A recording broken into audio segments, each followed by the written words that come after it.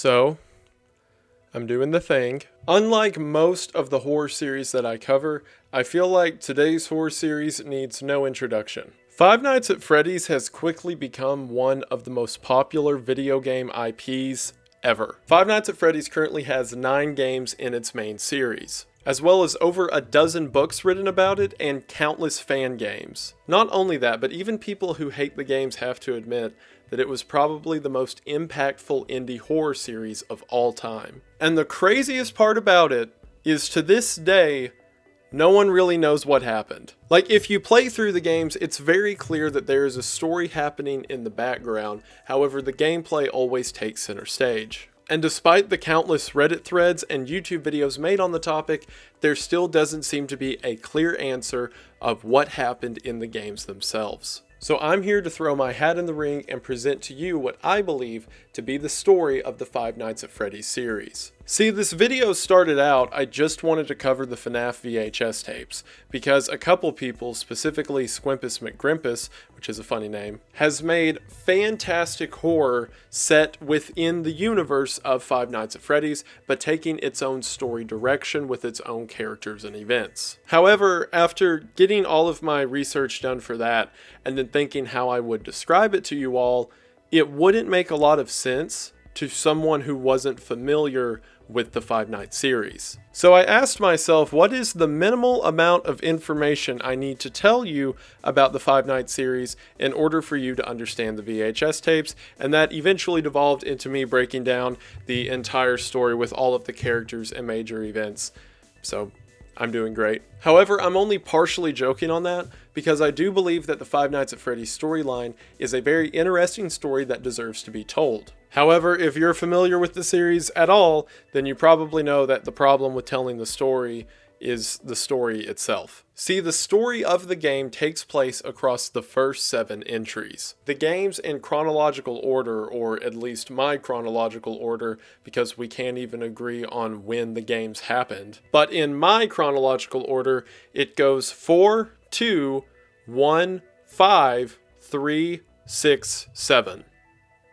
Yeah. And the reason that it's so confusing for newcomers to the series to try to figure out what's going on is because anytime you search something like Five Nights at Freddy's Theory, you're greeted with videos from 5 years ago, whenever the 3rd game was out, so we didn't know the events in the 4th game were going to happen. But then the theories from the 4th game didn't know that the events of the 5th game were going to happen. So people kept trying to glue together a puzzle because all the pieces weren't out yet. But now I, in the future, with the privilege of hindsight, can put together the puzzle the way that I believe it was always meant to be viewed. And I'm going to do that in a kind of controversial way. I want this video to serve, again, not only as my take on the timeline for those out there who are a fan of the series, but also as an introductory point so that new people coming in are able to view all the information and better understand the story. And when you look at the entire series as one narrative, I think it becomes far more interesting and far more terrifying. So in order to achieve both of those ends, and again putting emphasis on the fact that this is a cool story that deserves to be told, I am simply not going to explain myself. At least not entirely explain myself. Like, several of the things on this board go against the majority of the community's interpretation of what happened. So whenever I have a real controversial take, I'm going to explain that. But like over here, I have one of William's children listed as being named Evan. In order for you to understand the story, I don't need to sit here for 10 minutes and tell you about we got the name Evan, because in the survival book, which is an accompany book for the games, they found a series of numbers on one page and then added them together by the page number at the bottom, and then went over to a letter grid and input those values and got the name Evan. Because if you're not familiar with the series, that's how we found out everything. And again, while I think stuff like that is cool, more people, at least currently, are focused on if his name's Evan or not, rather than the entire plot and story of what happened. And I think that the latter is far more interesting. So I know this has been a long introduction, but there's a lot to explain. As always, there's going to be timestamps in the description for what I'm describing, but I'm going to go through the timeline, or my opinion of the timeline, for the Five Nights at Freddy's video game series, as well as talk about the characters.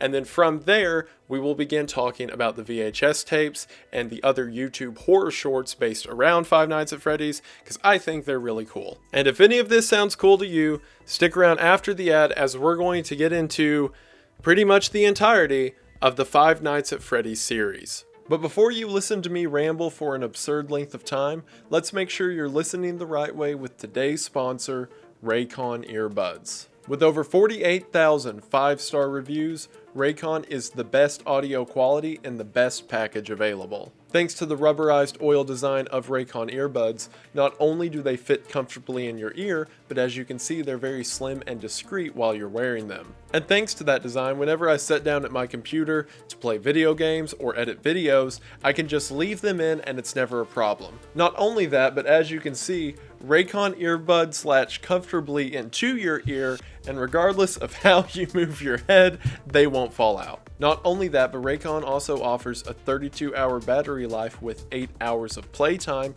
so as soon as you charge them up, you're good to go for the rest of the day. Furthermore, Raycons offer a push-button feature on the side of both earbuds, so if you need to skip through the music or pause the music or even pick up a call, you can do that by simply tapping the earbuds and never taking your phone out of your pocket. And thanks to Raycon, if you go to the link in the description at buyraycon.com/Wendigoon, you will be able to get your Raycon earbuds for 15% off. That's right, just go to the link below at buyraycon.com/Wendigoon and you will be able to get this fantastic audio package at 15% off. What's not to love? Thank you all so much for watching the ad, and thank you so much to Raycon for sponsoring the video. It really does mean the most. I hope you all check them out. Link is in the description, and we are back to the video.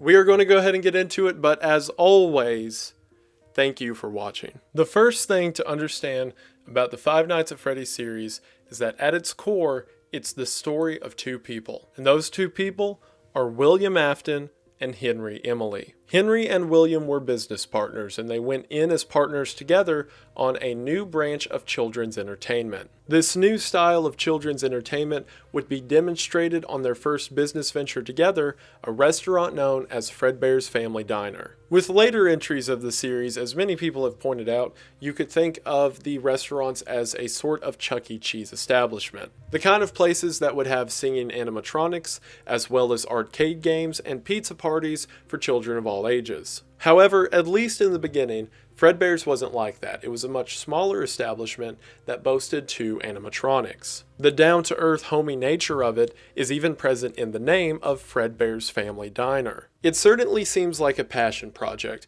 not only in the name and very nature of a children's entertainment business, but also in the attitudes of the 2 owners. From everything we see later in the series, it seems like Henry was the business and managerial side of the partnership, while William was more interested in the day-to-day operations and specifically the construction of the animatronics. What made these animatronics unique, and the thing that set their business apart from other competitors, was the addition of something William dubbed as spring lock suits. The core idea behind a spring lock suit is that it is initially a normal animatronic. However, if someone were to twist the gear on the back of the costume, the animatronic parts would slip to the sides and allow a worker to step inside of the animatronic itself and use it as a costume. Whereas at other establishments, the children would see an animatronic on stage and then a worker would come out to serve them pizza in a kind of dollar store mascot version of the costume, at Fredbear's Family Diner, they could watch the animatronics get off stage themselves and come play with the kids. It seems like in the beginning that was part of the goal for William, to keep the magic alive in the mind of a child. And in the beginning, it seems that they had such humble beginnings that William and Henry were the people running the costumes themselves. Despite being owners, they would take the time to step into their own respective spring-lock suits and go play and entertain the children. Henry would pilot the restaurant's namesake, the Fredbear suit itself, whereas William would slip into the secondary mascot of the business, a golden rabbit costume which would later be known to the community as Spring Bonnie. Perhaps part of this dedication to the project came in the form of their own children. William having 3 children himself, Elizabeth, Michael, and Evan, and Henry having 1 daughter by the name of Charlie. I know that in the books it mentions Henry has a son as well, however he's never mentioned anywhere in the games, so again, I'm just talking the games, he doesn't exist up here. Something that I want to mention really quick on this timeline is if an event is inside of a red box, that is a definite year that that event happened.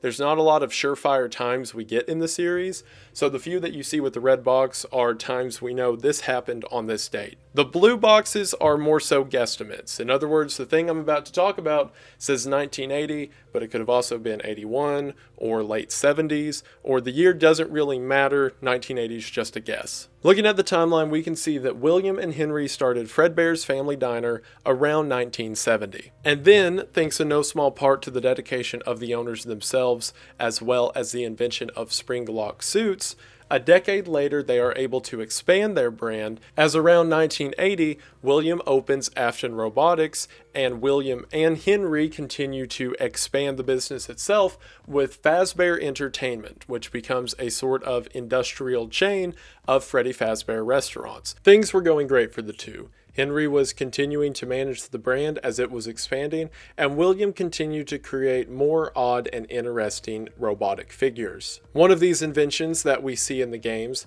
is a small Fredbear plush that seems to have a camera inside of it, as well as a series of animatronics later dubbed Funtime animatronics that it seems William was building during this time. Everything was going great, and it seemed that nothing would stop the pair from accomplishing great things in the realm of children's entertainment.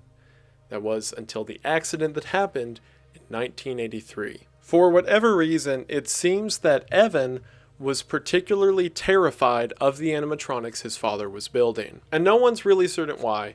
People who have gathered information from the books have speculated that perhaps William was purposefully making his child afraid of the animatronics because William knew that they were dangerous. Because, animatronic suits that have like wires and gears holding the animatronic pieces from flying back into place and impaling you, that's called foreshadowing, would be dangerous to go around, especially if William is building them in his house. From what we see in future games, it even seems that William had put cameras throughout his house so that while he was working on his animatronics, he could monitor exactly what his son was doing. In the meantime, Evan's older brother, Michael, began to torment Evan over his fear of these creatures. See, at this point, the brand had extended from not only Fredbear's Family Diner, but there was also Fredbear and Friends, and there were several other mascots that would stand on stage along with Fredbear. One of these was a character by the name of Foxy, so Michael would wear a Foxy mask and begin tormenting his brother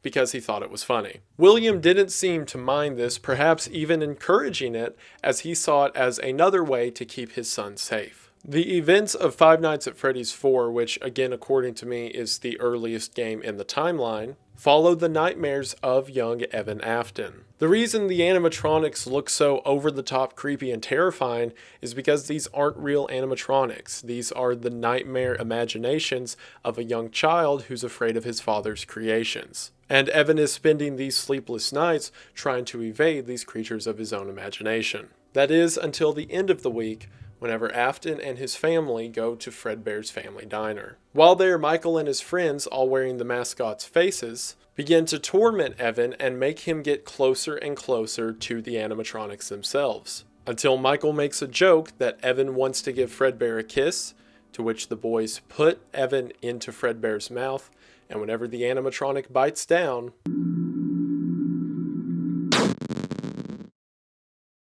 Evan doesn't die yet, at least not immediately. His family rushes him to the hospital where he remains comatose for the next couple days. In the final levels of Five Nights at Freddy's 4, it's possible when looking back at the bedside to see things like a hospital IV bag or flower pot. Not only that, but the nightmares within the final nights of Five Nights at Freddy's 4 transition from being the general different animatronics from the restaurant to just nightmarish apparitions of Fredbear himself. While Evan is lying in a hospital bed, we hear Michael tell Evan that he's sorry and ask for his forgiveness. Until the Fredbear plush itself begins to speak to Evan. As established earlier, this is one of William Afton's camera plushies, so it's safe to assume that this is William speaking to his son. In his final moments, we hear William say that it's going to be okay and that he's going to put Evan back together, before everything fades out and Evan seemingly passes away. Now, if you're a big aficionado of the series,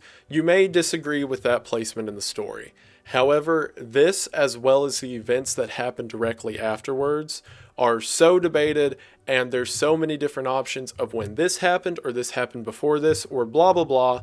But again, as a story, this makes the most sense to me as the catalyst that began everything. William, a man who wanted to entertain children and managed to do so for decades, began his mad descent when one of his children used one of William's own creations to kill his other child. And then in that father's desperation, he begins experiments and procedures to try to maintain the soul of a child. See, that's where the horror comes from. For those of you who may have not known anything else about the Five Nights at Freddy's games, you've probably heard it has to do with dead children possessing animatronics. And while the rules of it aren't explicitly laid clear, at least not in the video games themselves, it seems that if a child is killed by an animatronic or a piece of their body is put into that animatronic after death, that their soul possesses the animatronic itself. You can essentially think of it as a haunt or a haunted house. If someone dies in a derelict mansion, then they haunt that derelict mansion.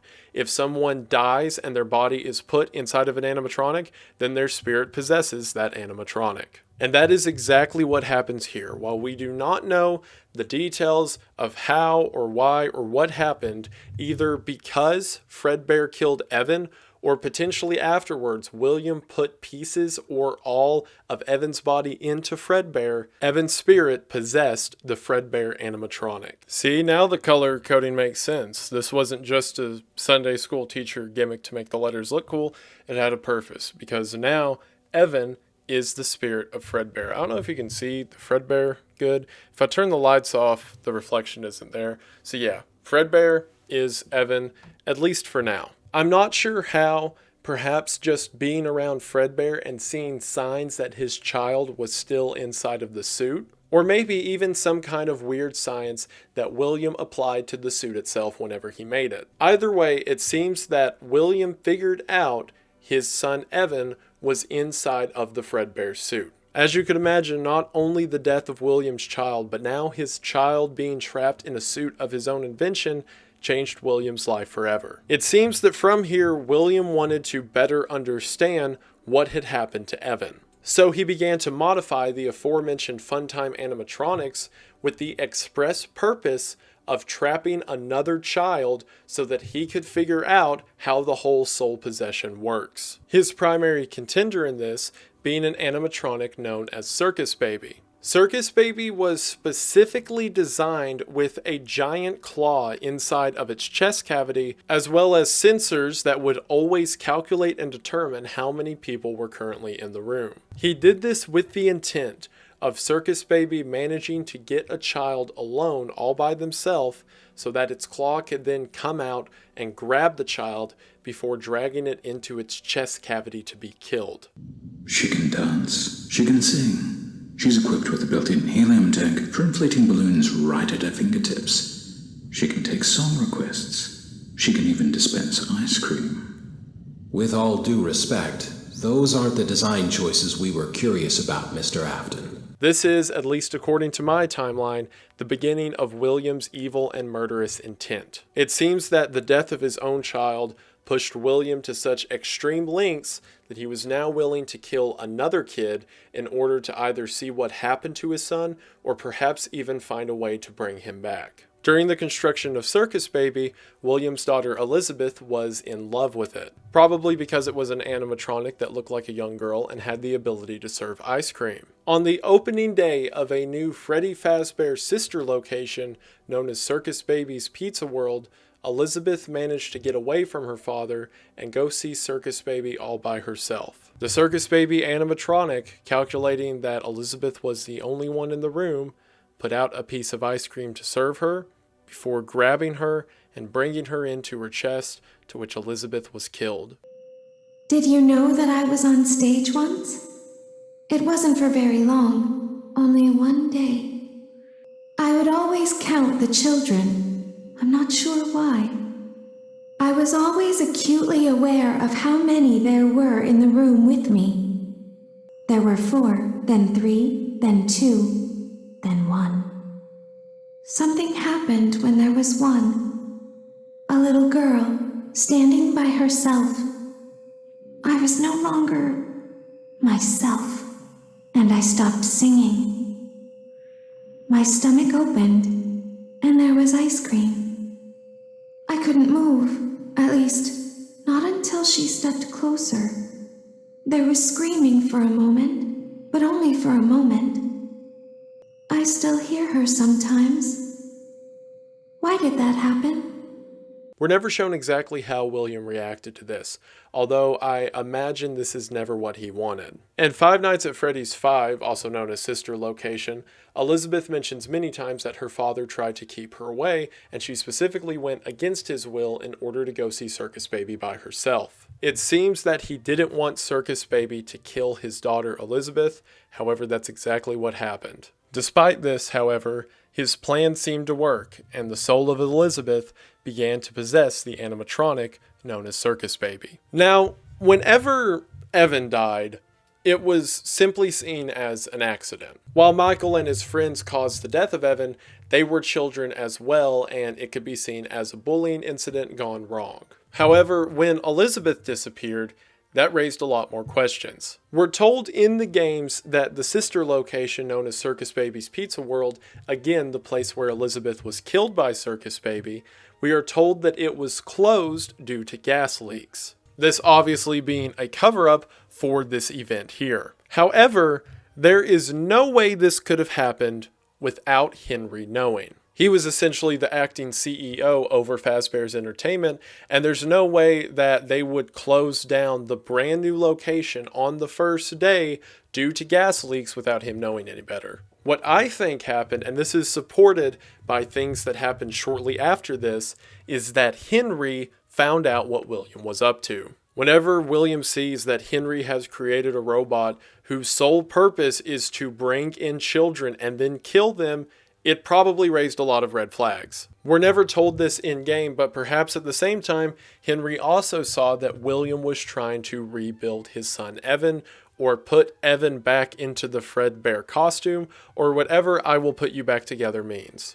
Either way, Henry was so disgusted, at least by what he saw with Circus Baby, that he kicked William out of the company. Potentially, Henry never alerted the authorities because, for one, him and William had been friends for at least 10 years, and two, William's actions has caused the death of his own daughter, so perhaps Henry saw that as punishment enough. Either way, Henry didn't alert the authorities, but he did kick William out of the business. There is a scene within a minigame in Five Nights at Freddy's 6, also known as Pizzeria Simulator. The minigame's called Midnight Motorist, and there is a part in it whenever you're playing as a little sprite that is believed to be William Afton. Again, everything in this entire series is entirely circumstantial. And while playing as William Afton, you walk up to a building called Junior's. Now, a place called Junior's is never mentioned anywhere else in the series. However, general consensus is that Junior's is the first offshoot location of Fredbear's Family Diner, which is a place known as Freddy Fazbear's Pizza. So whenever William goes to the door of Freddy Fazbear's Pizza, the worker at the front door says, "You know you can't be here, don't make this any harder than it has to be." Which means the person at the front door, either Henry or an employee of Henry, recognizes William and says, "You can't be here, don't make this worse than it has to be." A lot of people say that minigame takes place during the events of Five Nights at Freddy's 2. However, I don't agree due to something I'll mention in a minute. In the rest of that Midnight Motorist minigame, it seems that William goes home, to which someone on the couch tells him, quote, "Leave him alone, he's had a rough day." Before William goes to someone's room, yells at them to let him in, before he walks outside and sees that whoever was in the room broke the window and went to, quote, "that place again." Now, this is all speculation because most of the stuff in this series is speculation. What are you going to do? It seems to me like this person sitting on the couch is probably William's wife, and although she's never seen in the series again, that's the only character that can make sense here. And the child that he is berating is his only surviving child, Michael. Michael is now terrified by his father and remorseful for the actions that he himself committed that led to the death of Evan. Perhaps whenever William says that Michael is going to that place again, he's referencing Freddy Fazbear's Pizzeria because maybe Michael's trying to figure out what happened to his sister. Like I said, that was speculation, but it makes the most sense to me. The core takeaway from it is that William is now being kicked out of the locations that he helped create by his business partner, Henry. And while Henry was in his right to do so, I mean, he found William with a child scooping animatronic that he built. Like, you can't let that guy keep working around children. Henry becomes paranoid of the idea that William will try to retaliate. During this time, William makes a new animatronic.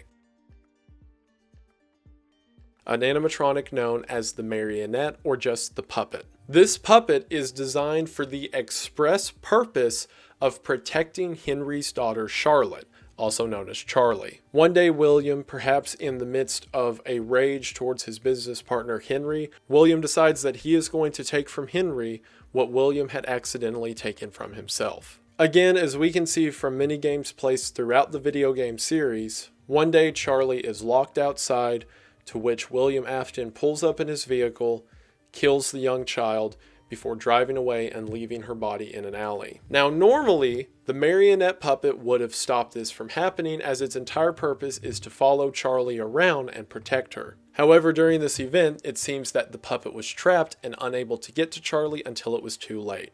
Eventually, the puppet works its way outside in order to find the young girl, to which whenever the puppet gets there, the deed has already been done. The puppet, unable to do anything else, lies down next to Charlie, to which it seems through whatever supernatural means is filled throughout this narrative, the spirit of Charlie possesses the puppet. Perhaps William killed Charlie outside that day because it was just a moment of opportunity, or perhaps he did it away from the animatronics because at this point 2 of his own children had been killed in the proximity of an animatronic and their soul had been taken into it. And perhaps William killed Charlie outside in order to prevent her from possessing an animatronic. However, despite his efforts, as noted here, the spirit of Charlie now possesses the marionette puppet. I like the idea of Charlie being the first murder victim of William, not only because it matches the story more and it makes the first intentional kill more purposeful, but in the events that follow, the animatronics are only possessed because the puppet attaches that spirit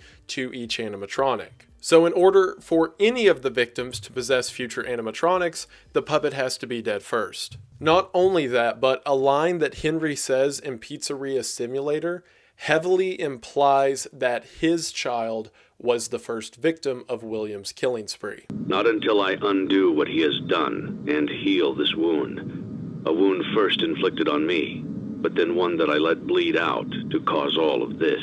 So due to Charlie's death, the restaurant is shut down. A couple years later, it reopens as the new and improved Freddy Fazbear's Pizza. I think it is shortly after the reopening of Freddy Fazbear's Pizza that the missing children's incident occurs. For those that don't know, there is a mention in the first Five Nights at Freddy's game, and at the time this was the only lore for the overall series that we ever got, in which a newspaper clipping says that 5 children went missing at Freddy Fazbear's Pizza, and that's the reason it got shut down. That Freddy Fazbear's Pizza that got shut down because 5 children went missing is the current pizza place that I'm talking about in the timeline. And I'll pull the timeline back up in a second to look at, but I want to add the final names to this board first. But in short, we have the original Fredbear's Family Diner, and then we have some restaurants like Circus Baby's Pizza World that open then get closed, and maybe some other projects that we're not told about in the series. But after Fredbear's, we get Freddy Fazbear's Pizza.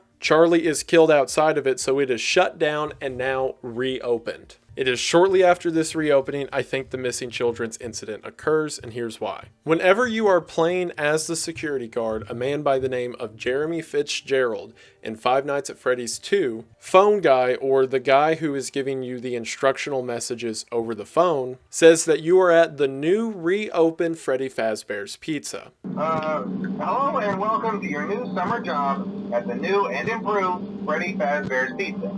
And over the course of that week, he says that an investigation is taking place. Okay, so just to update you, there's been somewhat of an investigation going on. We may end up having to close for a few days. I don't know. Now, we know that the events of Five Nights at Freddy's 2, that week that you're playing as the security guard, take place in 1987. Most people say that the missing children's incident happened before the old restaurant was ever shut down, or in other words, around the same time that Charlie was killed. However, that wouldn't make sense if it's a current ongoing investigation. Think about it. If the children disappeared in 1985 and all that time had passed, why would the investigation now just be starting in 1987? We know that the investigation is not over the bite of 87 because that happens at the end of the work week. Also, to make sure everyone's still in the loop, in the original Five Nights at Freddy's game,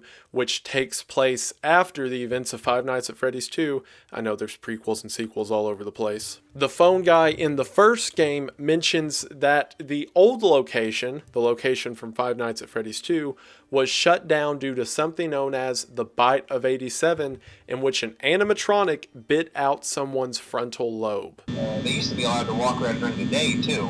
But then there was the bite of 87. Yeah. It's amazing that the human body can live without the frontal lobe, you know? So a lot of people say, oh, well, the investigation that's happening over the course of Five Nights at Freddy's 2 is the bite of 87. But like I said, that happens to Jeremy Fitzgerald, the security guard you play as in Five Nights at Freddy's 2, at the end of the work week. So what is the investigation happening over the course of the week itself? Well, on the fourth night in Five Nights at Freddy's 2, the phone guy says there is an investigation happening.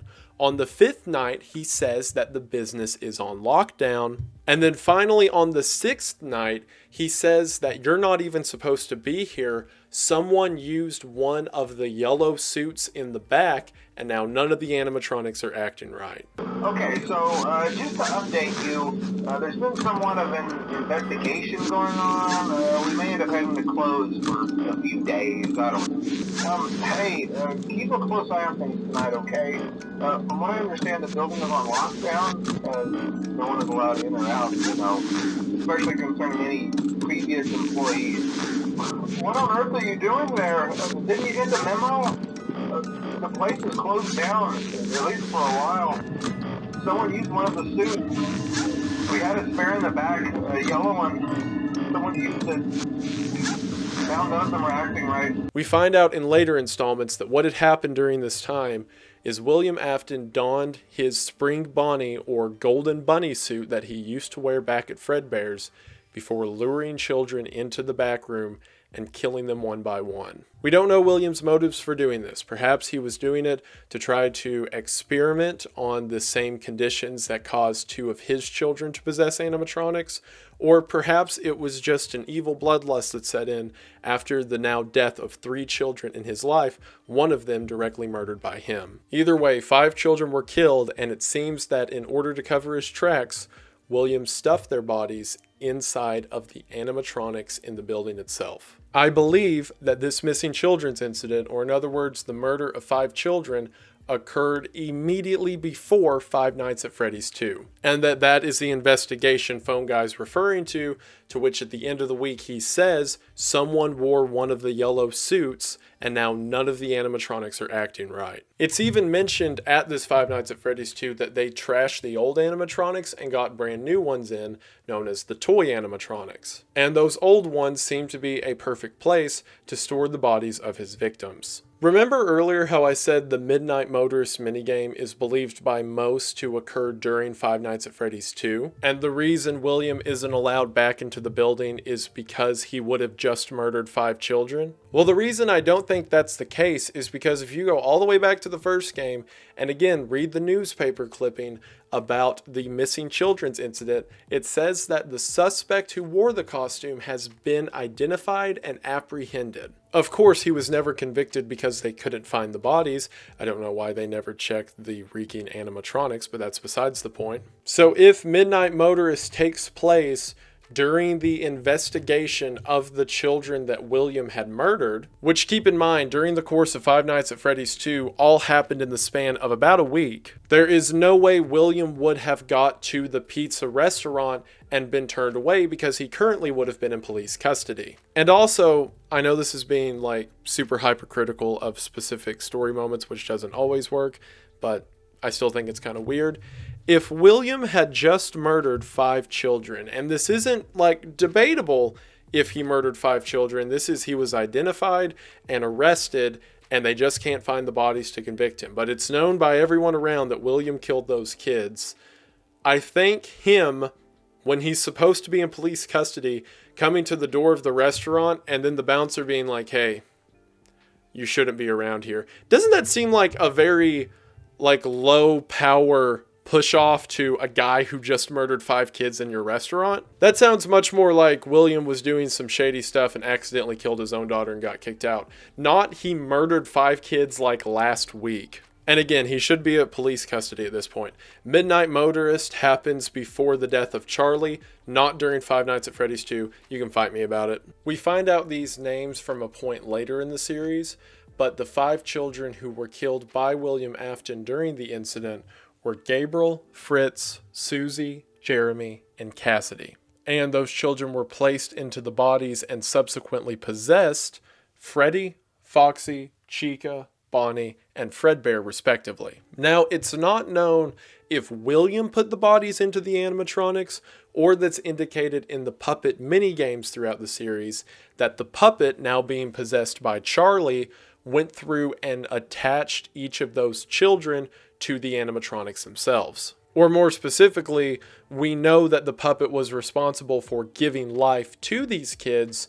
We don't know if that means some more spiritual or metaphorical action, or if the puppet took the murder victims and placed them inside of the animatronics. Either way, the bodies couldn't be found because the bodies of the children were inside of the animatronics themselves. Again, we don't know if the puppet or William did that. Like I said, according to my timeline, this happens immediately before the events of Five Nights at Freddy's 2. So the reason that the animatronics are trying to kill the security guard Jeremy Fitzgerald in that game is because 5 of them are possessed by the spirits of children murdered by William Afton. As we see in several of the flashback minigames, William Afton is depicted as a purple figure, also known as Purple Guy, wearing a security badge. So it's more than likely that William gained access to the restaurant and was able to kill these kids and don the Spring Bonnie suit because he pretended to be a security guard and wore the purple security guard vest. This would explain why 5 children who have recently been killed try to kill the first person they see wearing a purple security uniform. The phone guy phone calls that I've mentioned are pretty much the only way that the character gets any world or lore relevance for the first couple games. At the end of the night 6 phone call, phone guy tells Jeremy, again the security guard that you're playing as, that he has one job left to do before the restaurant closes down for a while. That job is he has to watch over a children's birthday party the next day and make sure he wears his purple security uniform and stand very close to the animatronics. We have one more event scheduled for tomorrow, a birthday. You'll be on day shift. Wear your uniform. Stay close to the animatronics and make sure they don't hurt anyone. This causes the event on the final day of the restaurant's opening, known as the Bite of 87, in which one of the animatronics bites Jeremy Fitzgerald, ripping out his frontal lobe. This, as you can imagine, was very bad PR for the company, and Freddy Fazbear's Pizza shut down at the time for good. And then on the 7th night, the final night that the original Freddy Fazbear's Pizza is opened, a new security guard comes in to work only one night by the name of Fritz Smith. Fritz is never mentioned anywhere else in the timeline, although it's weird that in a restaurant where people are actively dying due to the animatronics, some random guy would come in to work one night. For reasons I'm going to explain later, I believe Fritz Smith is an alias for Michael Afton, who is now out and trying to find answers to his father's wrongdoings. The last thing I want to mention before I put the timeline back up is that if you'll notice here, Cassidy is said to possess Fredbear. But if you'll also look up here, Evan is also possessing Fredbear. All the animatronics in the series that have been possessed can move around on their own free will except for Fredbear. The primary belief for this is, if you'll remember, the Fredbear costume is both a costume and an animatronic. So if you were to have it set on costume mode and just laying in a corner and someone's to possess that, they can't move and are essentially stuck inside of a decrepit mascot uniform. Whereas all these other ones who are possessed are functioning animatronics and are able to move about on their own free will. In the Five Nights at Freddy's survival logbook, yes, that's a real phrase I just said out loud. Without going into all the specifics, it seems that there is a conversation taking place between two hidden authors on the pages themselves. For example, there will be faded text asking, "Do you remember your name?" and then responses written in the text elsewhere in the book. It's two people having a conversation with each other, and without going into the nitty-gritty of how this was determined, because again, it was a lot.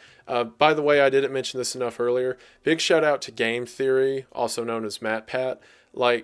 I understand he has also done the thing I mentioned where people get hyper-focused on the details and forget the story, but none of this would be possible without the amount of work and research that guy and his community has done to figure out all of this information, to the point where a lot of the flippant facts that I'm giving you wouldn't be known if it wasn't for his videos. So gotta respect your forerunners that came before you. So again, thank you, MatPat. But due to work mostly done by him, it is determined that there are two souls possessing the Fredbear animatronic. These two souls being Cassidy and Evan, as mentioned earlier. And also, they can't move. They're just stuck in a suit talking to each other. So that's, pretty sad. All right, so just to recap everyone, to make sure we're on the same page. 1970, William and Henry start Fredbear's Family Diner. In the 80s, the business expands into several restaurants and more of a corporate entity. In 1983 is when the events of FNAF 4 happened, where Michael kills Evan using the mouth of the Fredbear animatronic, and all of the nightmares that Evan have take place during that time. Because of this, William builds the Circus Baby animatronic with the intention to kill and kidnap a child. And I say both in 1983, they were probably in the same year, maybe 1984, whatever. So in 1983, Circus Baby kills Elizabeth. And shortly after that, the events of Midnight Motorist take place, where Henry kicks William out of the business. This causes William to get angry and Henry to get paranoid, so Henry builds the puppet to protect Charlie, or Charlotte as I have said here, to which William then kills Charlie, and the puppet is possessed by the spirit of Charlie. Because of that, Fredbear and Friends shuts down, and it's later reopened probably around 1985, sometime between 85 and 87, and it's reopened and rebranded as Freddy Fazbear's Pizza. New animatronics are brought in to take the place of the old ones. This is around the same time that the missing children's incident occurs, right before Five Nights at Freddy's 2.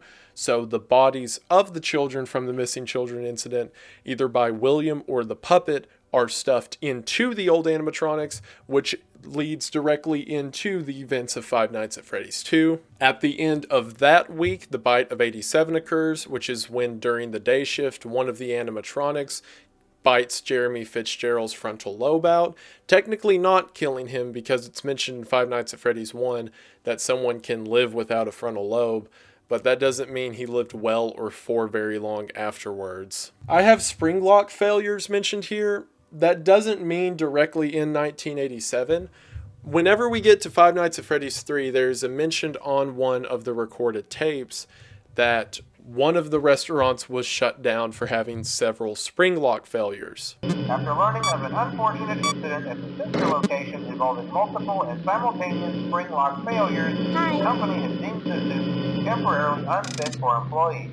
And then finally, on the final night that the original Freddy Fazbear's Pizza is opened, Michael comes to work as the night guard on night 7 under the alias of Fritz Smith before he is fired when the place is shut down. You good? Did that all make sense? We good? Good, because now I'm on to the first game. No, I'm not kidding. We're now ready to talk about the original Five Nights at Freddy's. Do you see why this is so confusing? People give creators like MatPat and stuff a hard time for this, But like, if you were in it whenever this was happening, you had to just totally guess about everything I just said because we got rough hints and newspaper clippings as to what happened. Like, yeah, a lot of the theories got kind of ridiculous and out there, but man, there was so much we were filling in the gaps for. So now we are finally to the events of Five Nights at Freddy's 1 occurring in 1993. In it, a security guard by the name of Mike Schmidt gets a night job at the reopened Freddy Fazbear's Pizza. So last time, I'll go through the restaurants, at least for now.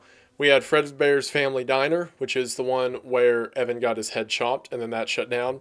We had Fredbear and Friends, which is the one where Charlie was murdered outside of, and that got shut down. We then had Freddy Fazbear's Pizza open, which is where 5 children were murdered, and one security guard had the front part of his brain taken out, and that was shut down. And now finally, we have Freddy Fazbear's Pizza reopening, and Michael working as the security guard. The reason I'm so confident in saying that Michael is Mike Schmidt is because, for one, Mike's name is Mike. And also, in Five Nights at Freddy's 2 and Five Nights at Freddy's 1, whenever Fritz and Mike are fired, on the pink fire slip, it says that they were fired due to odor. While this probably started out as just a joke in the first one, I think it is enough of a clue in to tell us that this is the same person. And also, it makes the most sense for a storyline. Because if these guys aren't Michael, then in Five Nights at Freddy's 2, some random guy showed up for one night to fight for his life against animatronics and then never showed up again. And then in Five Nights at Freddy's 1, you have a guy who is almost being murdered by animatronics every night he's working there,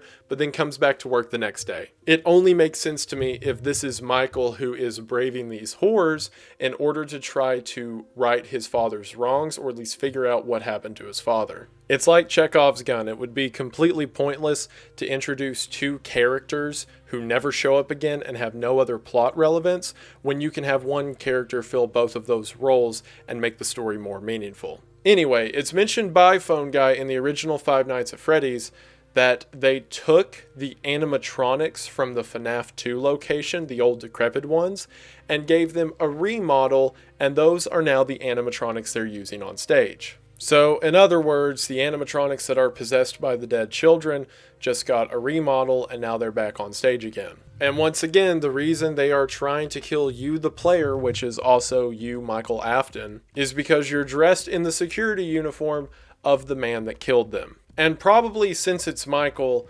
also looks a little bit like him too. I also didn't mention this earlier. There's a lot of people who say William's real tally is like 10 children that he murdered. However, that doesn't show up anywhere in the story, and the main reason they say that is so all of the animatronics that try to attack you in Five Nights at Freddy's 2, the toy animatronics and the old ones, are all possessed, so that would make sense. However, it's mentioned by the Phone Guy in Five Nights at Freddy's 2 that the toy animatronics have a facial recognition system that is connected to a criminal database so that they will be able to alert anyone or know if there's any predators among the children. At least that's what Phone Guy says, who's to say they can't also attack people linked to that database. And since the puppet was there at Five Nights at Freddy's 2, remember the one that started all of this, and we know that the puppet can manipulate animatronics, at the very least Charlie put the bodies of the children into the old animatronics so that they'd be possessed. What's to say the puppet didn't change the facial recognition so that they would just kill anyone in a security guard uniform? Again, that would also explain the bite of 87. And, like, especially when you see where the story goes from here, and very specifically where the story ends, it doesn't make any sense if there's, like, another 5 children whose souls are just out there somewhere. It makes a lot more sense if the only children Michael killed were Charlie, and then the 5 children at the Five Nights at Freddy's 2 location. Also, everyone wants to say in, like, all the theories I looked at, that William killed a bunch of kids down here, I guess because he was in like a silly, goofy mood. Because everyone tries their hardest, and I'm not talking about anyone specifically, this is just like the general air from the community. Everyone tries so hard to make this story as one-dimensional as possible and just say, William, bad, he killed kids here, he killed kids again, and that's it. And while yes, William bad, it is William reason for bad that I think is interesting and the reason that this story's always intrigued me. His son was killed by his other son using an invention of his own making, and then he lost his mind trying to figure out how his son's soul could be preserved that led to the death of his daughter and then everything afterwards. The story becomes much more interesting when you view this as humans with motives rather than just insert generic bad guy, killed child, on to scene 2. Anyway, so the events of Five Nights at Freddy's 1 takes place, in which you can see the 4 animatronics, Bonnie, Chica, Foxy, and Freddy coming to kill you, as well as apparitions of Fredbear, known to most of the community as Golden Freddy. Whenever you take into account that Evan could be the spirit inside of Fredbear, it becomes much more impactful whenever Fredbear says, "It's me," to Michael Afton. Because that is Michael's younger brother who he killed, pointing out to him, "It's me," over and over again before killing him in his office. At least,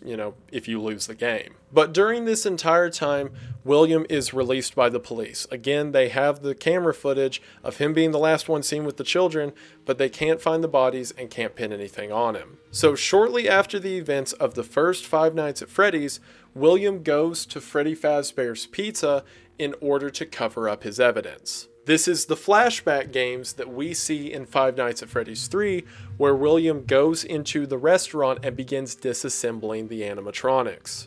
Now we find out later in Sister Location that he took pieces of those animatronics and then rebuilt them into the framework of the Funtime animatronics. If you'll remember, Circus Baby was one of those, which was this private collection he had made. And now he is disassembling the animatronics that are possessed by the spirits of the children he killed and reassembling them into these animatronics of his own creation. We know that this has to take place after Five Nights at Freddy's 1 because in those flashbacks he completely destroys the original 4 animatronics. And before the events of Five Nights at Freddy's 5, also known as Sister Location. Because in Sister Location, all of the old animatronics have been reassembled by William into these new Funtime animatronics. And based on how these flashbacks end, there's no way he could have done that after the flashbacks. It had to be during. Because at the end of this minigame, we see the souls come out of the animatronics that William had been disassembling and attack William himself. Within the ruins of the derelict Freddy Fazbear's Pizza, William becomes frightened and decides to hide inside of the Spring Bonnie suit. However, if you'll remember, these suits are designed so that the animatronic components can be twisted to the sides in order to make room for someone to step into the costume. However, there is a mention in the series that if these suits get old or wet, there is a chance of a spring lock failure. Or in other words, the animatronic components shooting back into place while someone is still wearing it. So as William puts on the old suit in order to shield himself from the children,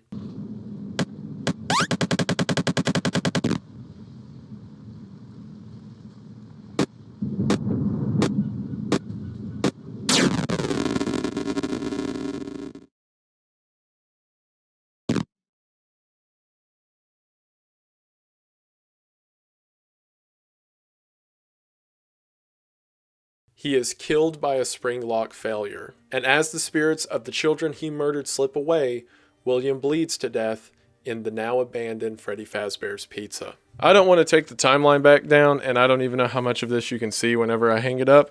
But as you can see here, I have William listed on the bottom as Springtrap. Springtrap is the name that people give Spring Bonnie after William possesses the suit, because the rules still apply. If you die inside of a suit or your body's inside of it, you are now the possessed soul who is controlling that suit. So William now exists as one of these derelict souls controlling Spring Bonnie, again known as Springtrap. In events we see later in the game, someone in control at Freddy Fazbear's Pizza decides to wall up all of the old rooms in the old business locations. Just to inform all employees that due to budget restrictions, the previously mentioned safe rooms are being sealed at most locations, including this one. Your crews will be here most of the day today, constructing a false wall over the old store base. That someone most definitely has to be Henry. So around 1995, William is entombed in the back room of an abandoned Freddy Fazbear's Pizza, now possessing the suit known as Springtrap. It is at this point that Sister Location or Five Nights at Freddy's 5 takes place. The reason it has to happen here is because William dies, or at least stops living, and starts possessing a suit that has his decomposing corpse in it at the end of these Five Nights at Freddy's 3 minigames. So he couldn't have put the spirits of the dead children or components of their suits into the Funtime animatronics after that happened. And because we see him taking apart the animatronics in those minigames, I'm going to say that he disassembled them and then reassembled them into the Funtime animatronics at the same time. So shortly after William dies and gets walled up into a back room in a Freddy Fazbear's Pizza, Michael decides to go figure out more about what his father was doing. It's there that Michael goes to an underground storage facility that is specifically made for the Fazbear Entertainment rental animatronics. The animatronics that are found down there are the Funtime animatronics themselves, including Circus Baby, which at the time is being possessed by Michael's younger sister, Elizabeth. This is where we get a lot of the information that indicates how Elizabeth died, how the Funtime animatronics were made, and stuff I've already mentioned. So, to very briefly describe the events that happened in Sister Location, the Funtime animatronics are essentially trapped in this underground storage facility and want a way out. So in order to do that, Circus Baby tricks Michael into helping them escape. The way Circus Baby ends up doing this is by bringing Michael to something known as a scooping room, which is where a giant machine is located that pulls out the endoskeleton of animatronics and leaves just the skin present. And this is like, I know we're talking about a series that has to do with children possessing animatronics and then like devices made to like scoop children into them and all that. But this is the most outlandish detail of the story to me, because I can accept all the possessed, haunting child stuff. It's the biology, anatomy, survival rates that I have a problem with. So it seems that the scooping machine scoops Michael, or at least rips a chunk of him out, and then pieces from all of the Funtime animatronics join together in a creature known as Innard. Innard is, like I said, all of the Funtime animatronics together in one collective mass, and Innard enters in to Michael somehow. I guess they say that the scooper like ripped out part of his gut and then Innard crawled into his gut. I don't know. And then Innard, effectively wearing Michael as a skin suit, wears Michael around until his body can't take it, and then Innard leaves. Now, I know there's explanations in the books that have to do with, oh, well, there's this substance that can keep a spirit alive, and it's called remnant, and there's all this weird voodoo stuff. They tried to make possession and all that into a science, like something tangible, and I think that's pretty lame, and it's also not in the video game, so I choose to ignore it. But the short version is all the animatronics combine into Innard, a chunk of Michael is ripped out, Innard goes inside of that until Michael's body can't take it anymore, and Innard leaves, but Michael still survives. So effectively, all of the animatronics are now free and roaming around to do whatever they want to do. This is mentioned in the later games, but shortly after Innard escaped from Michael, because remember, Innard's now a collective consciousness of all of the Funtime animatronics, they kicked out Elizabeth, which is Circus Baby at the time, for some reason. I don't believe it's ever particularly said. Someone can correct me in the comments if I'm wrong. I think it may be because Elizabeth is the daughter of William Afton, the one that killed all of them, so they're not particularly fond of that. Either way, Elizabeth, aka Circus Baby, reassembles her original form out of scrap metal and becomes a kind of junk version of herself known as Scrap Baby. Innard, which again is the collective consciousness of all of the children murdered by William, except for the puppet Charlie, we'll get to her in a minute, decides that the best way to continue survival is to scavenge parts and try to appear as a normal animatronic, or at least a sustainable one. So they do, and Innard converts itself into a creature known as Molten Freddy. And then if you'll look at the timeline, there is a 30-year gap in time. Like, the events of Sister Location probably happened somewhere around 1995, and then nothing happens until 2023. I don't know of any stories in the series that say they killed anyone during this time period, but having like a collective conscience of murdered children roaming around the sewers is probably a bad thing. And it becomes an especially bad thing whenever in 2023 when the events of Five Nights at Freddy's 3 happens. See, by the year 2023, everything that happened on this side had become a local folk legend. It became a big story of, oh, here's the abandoned pizza place where all those children were murdered. So they took an abandoned Freddy Fazbear's Pizza and remade it into a spooky horror attraction known as Fazbear Frights, where at the attraction they get a bunch of old Fazbear Entertainment merchandise and hang it up everywhere in order to give the whole creepy abandoned pizzeria vibe. This is all well and good until the phone guy says that they recovered a full animatronic that was locked up in one of the walled-off back rooms. But I have an even better surprise for you. You're not gonna believe this. We found one. A real one. And sure enough, that animatronic they found was William Afton, still alive and possessing the animatronic that is carrying his own corpse that for the past 30 years has been stuck in a walled-off room. So the people at Fazbear Frights think this is a great find and decide to set it up as part of the attraction, and that's where bad things happen. Michael gets the security position at Fazbear Frights, again trying to figure out what's going on. Keep in mind 30 years have passed too, so at this point he's a fully grown man who's determined to figure out what his dad did. Father, it's me, Michael. I should be dead, but I'm not. I've been living in shadows. There is only one thing left for me to do now. I'm going to come find you. I'm going to come find you. And throughout the course of Five Nights at Freddy's 3, we get the full story of what happened to William Afton and how he came to possess the Springtrap animatronic, yada yada. Until on the final night of this Fazbear Frights location, it seems that Michael tries to burn down the building with his father in it. However, it doesn't work and William manages to get free after 30 years of being locked up. So now by the year 2023, we have William, who is running around as the animatronic Springtrap. We have Molten Freddy, which is the collective conscious of all of the children William killed, again, except for Charlie.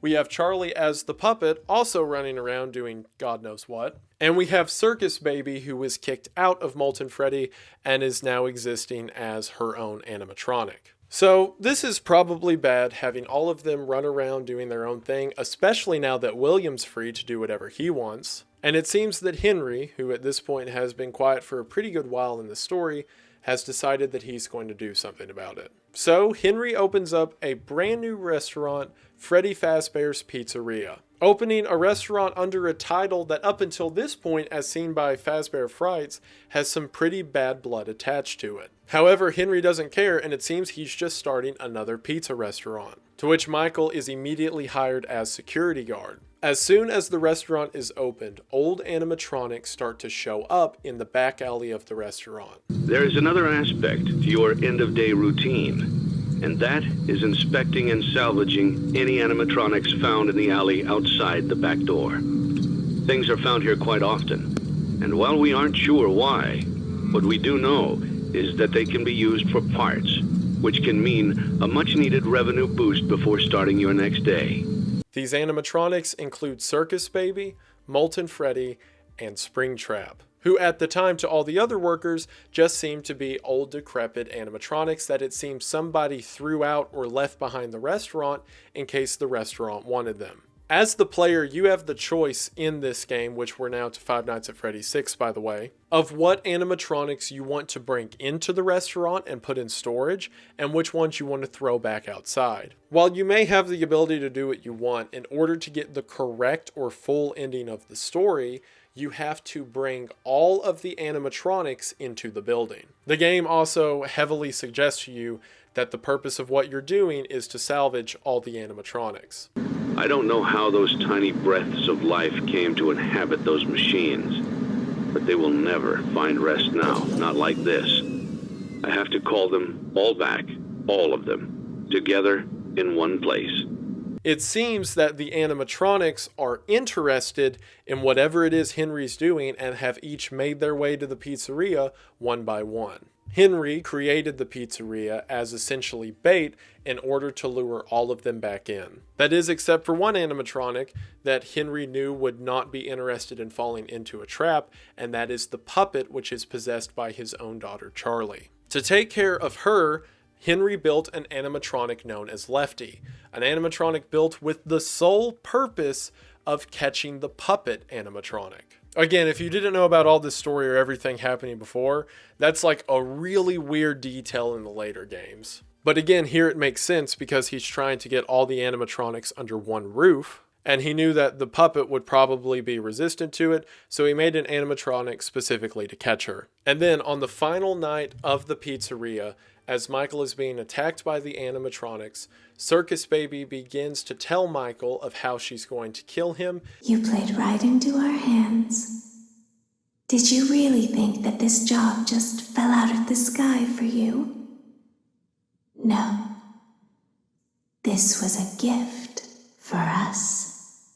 You gathered them all together in one place, just like he asked you to. All of those little souls in one place, just for us, a gift. Now we can do what we were created to do and be complete. I will make you proud, Daddy. Watch, listen, and be full. Before she is cut off by Henry, now making his presence known. And you know what? Rather than describing what happens next, I'll just let you hear for yourselves. Connection terminated. I'm sorry to interrupt you, Elizabeth, if you still even remember that name. But I'm afraid you've been misinformed. You are not here to receive a gift, nor have you been called here by the individual you assume, although you have indeed been called. You have all been called here, into a labyrinth of sounds and smells, misdirection and misfortune. A labyrinth with no exit, a maze with no prize. You don't even realize that you are trapped. Your lust for blood has driven you in endless circles, chasing the cries of children in some unseen chamber, always seeming so near, yet somehow out of reach. But you will never find them. None of you will. This is where your story ends. And to you, my brave volunteer, who somehow found this job listing not intended for you. Although there was a way out planned for you, I have a feeling that's not what you want. I have a feeling that you are right where you want to be. I am remaining as well. I am nearby. This place will not be remembered, and the memory of everything that started this can finally begin to fade away, as the agony of every tragedy should.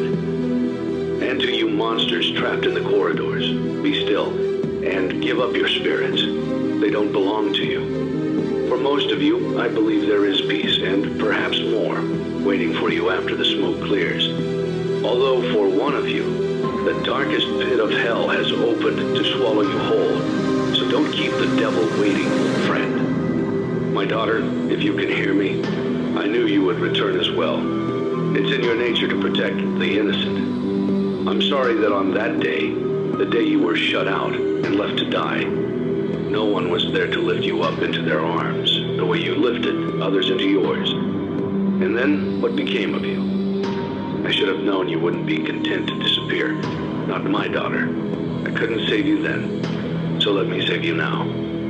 It's time to rest, for you, and for those you have carried in your arms.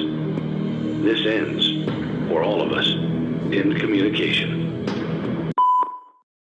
And with that, we have the end of the Five Nights at Freddy's series. Almost. See, there's one extra game in the series, known as Ultimate Custom Night, and from any outsider looking in, it looks like just a bonus mode. It's just one night, and you can choose any of the animatronics from the series, set them to whatever difficulty you want, and then based on how hard of a difficulty you complete each of the challenges, you're given these kind of goofy cutscenes. It seems just like a fun free play mode, right? Well, every now and then, whenever you're killed by one of the animatronics in Ultimate Custom Night, they give you a kind of threatening message that seems directed to you, the person. You won't die, but you'll wish you could. I recognize you, but I'm not afraid of you. Not anymore. It seems like there's more going on here. There's a character in the name known as Old Man Consequences. And if you change the settings to where it's just Old Man Consequences that you're going up against, you'll be taken to a sort of pristine lake where you're controlling a sprite that looks like Fredbear, to which Old Man Consequences tells Fredbear, leave the demons to the demons and rest your own soul. It seems like this Ultimate Custom Night is William Afton's personal hell. And not only that, but it is being curated by the spirit within Fredbear. If you'll remember, Evan and Cassidy are both within Fredbear itself.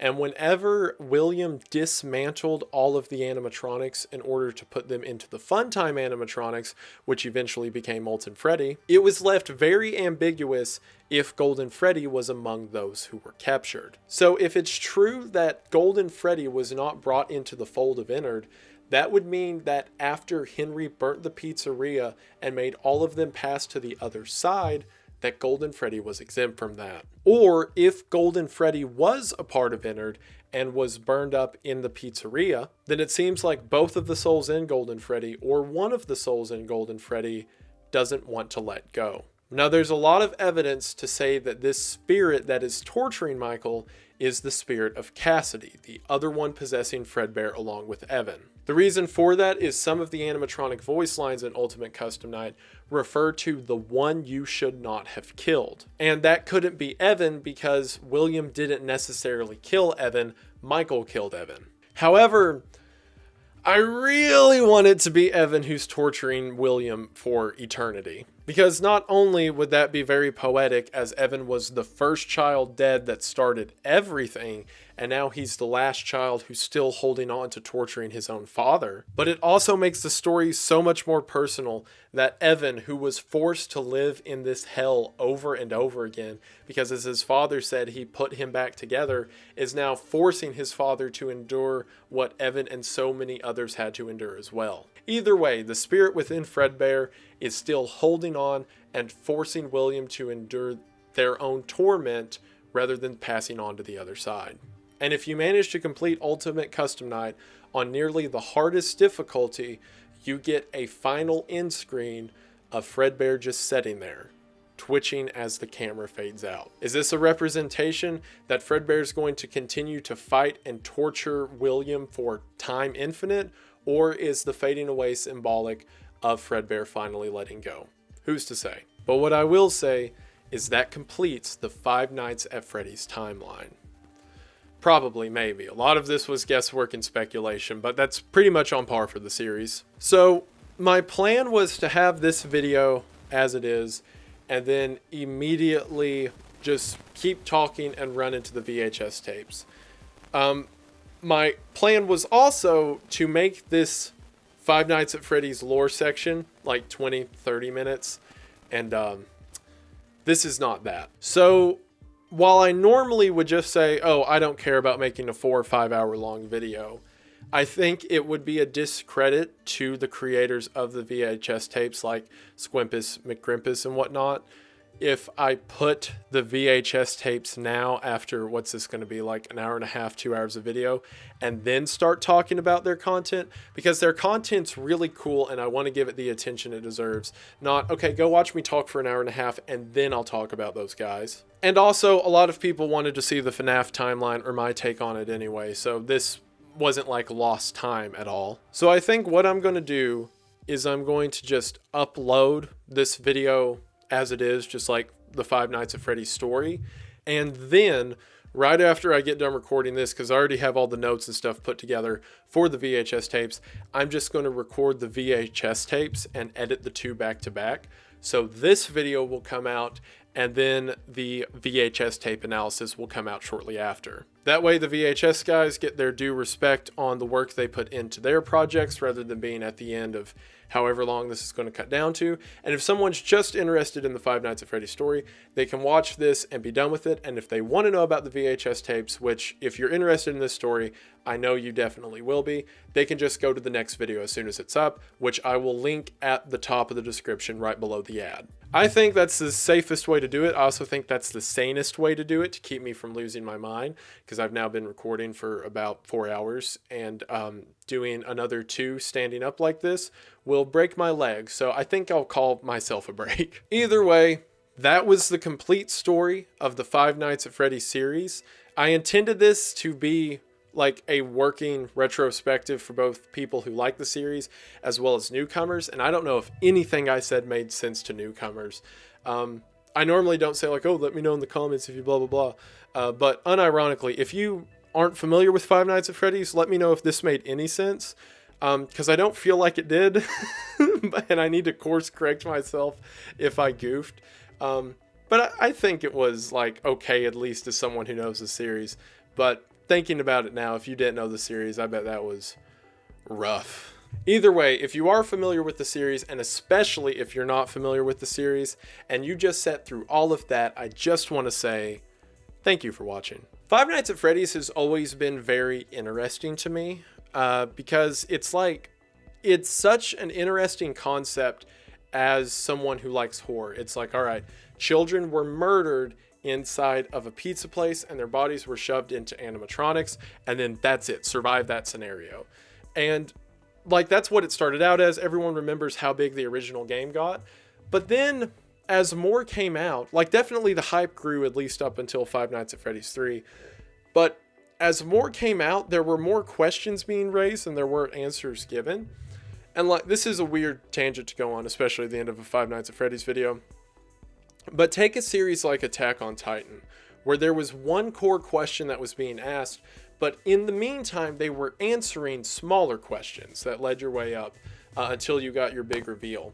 And I think the biggest mistake of the Five Nights at Freddy's series is that they just kept asking questions and kind of sort of gave answers. The best example of that is, if you'll remember, ever since Five Nights at Freddy's 1, we were asking ourselves, oh, what's the bite of 87? Also, let me clarify, I've been in the community or like speculating about this stuff for years now. So when I say we, I mean we. So in the first game, we were all wondering, what does the bite of 87 mean? Because we just hear mention of it, and it's really, along with the newspapers, our only world building thing that was known in the first game. So we were asking ourselves that for a while, like, what's the bite of 87? What's that? And then when Five Nights at Freddy's 4 comes around, we know that the bite of 87 is someone losing their frontal lobe. And then in Five Nights at Freddy's 4, we see a mini game where a kid is placed into an animatronic, and the animatronic bites down and crunches his head. So we're like, oh, that's the bite of 87, which is where the meme from Markiplier comes in, because he thought the same thing we were all thinking, like, oh, well, we're looking for someone getting their frontal lobe bit by an animatronic. Here's someone getting their frontal lobe bit by an animatronic. And it turns out the answer was no. That was the bite of 83. That was a different bite that you didn't know about yet until now. The bite of 87, we're never going to show it in the entire series. Like, I think, like, as someone who was hopefully interested and like invested and willing to dedicate time to figuring out what the story was, I did feel a little led on by a lot of details like that. And like, if you're not familiar with the series, you haven't been keeping up with it, this story sounds kind of cool. Like, you know, William kills children, then he's forced to be in a creation of his own doing, and then he becomes like this monster, and then that monologue at the end's so cool, where Henry says, "Don't keep the devil waiting, old friend." It speaks for itself. It's so good.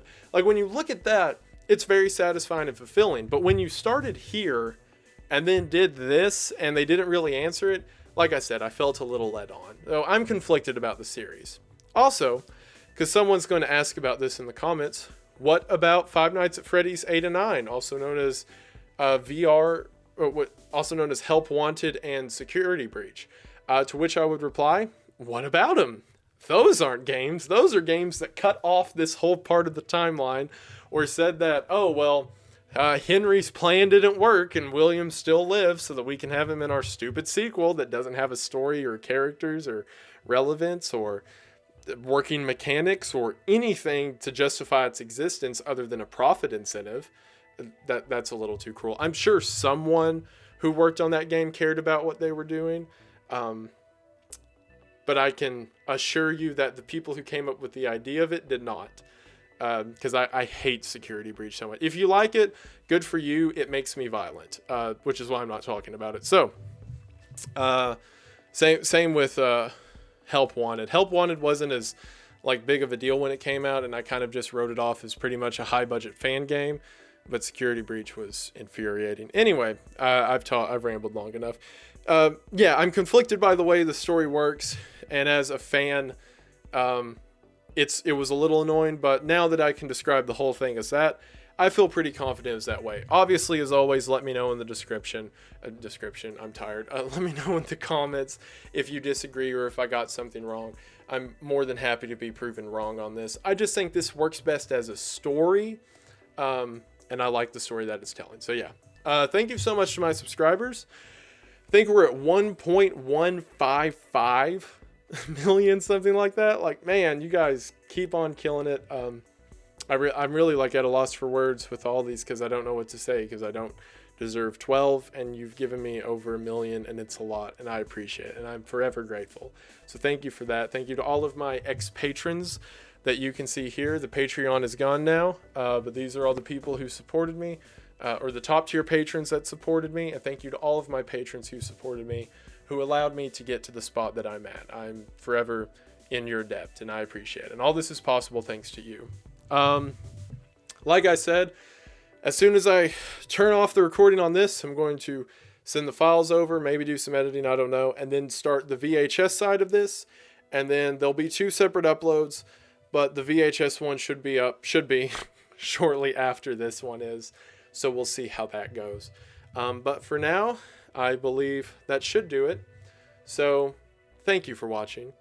I hope that you enjoyed, and I will see you in the next one. Bye.